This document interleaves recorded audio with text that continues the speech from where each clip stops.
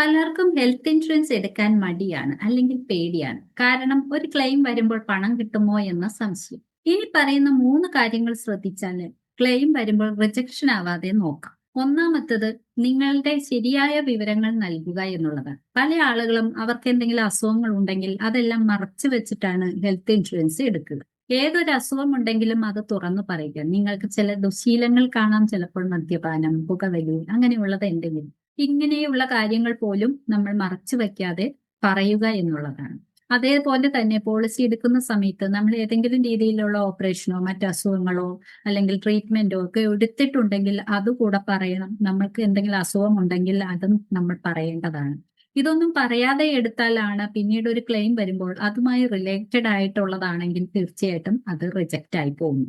അപ്പോൾ ഈ കാര്യങ്ങൾ ശ്രദ്ധിക്കുക. അടുത്ത ഒരു കാര്യം എന്ന് പറയുന്നത്, നിങ്ങളുടെ നോമിനേഷൻ കറക്റ്റ് ആയിട്ട് കൊടുക്കുക എന്നുള്ളത്. നമ്മൾ ഒരു നോമിനിയെ വെക്കുമ്പോൾ അദ്ദേഹത്തിന്റെ പേര്, അഡ്രസ്സ്, ഇങ്ങനെയുള്ള കാര്യങ്ങൾ കൃത്യമായിട്ട് കൊടുക്കുക.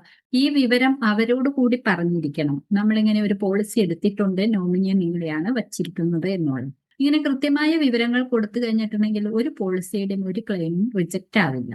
മൂന്നാമത്തെ കാര്യം, നിങ്ങളുടെ പോളിസി ഡോക്യുമെന്റ് കൃത്യമായിട്ട് വായിച്ച് മനസ്സിലാക്കുക എന്നുള്ളതാണ്. എന്തിനെല്ലാം കവറേജ് കിട്ടും, എന്തിനെല്ലാം കിട്ടില്ല എന്നുള്ളത് ഓരോരുത്തരുടെയും പോളിസി ഡോക്യുമെന്റിൽ കൃത്യമായിട്ട് എഴുതി വച്ചിട്ടുണ്ടാകും.